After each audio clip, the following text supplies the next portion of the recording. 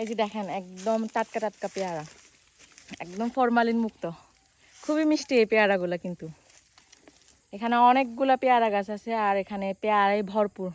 ওনারা কিন্তু বিক্রিও করে না, মানে এতগুলো পেয়ারা এখানে জাস্ট পচে পচে ঝরে মাটিতে ঝরে পড়ে আছে।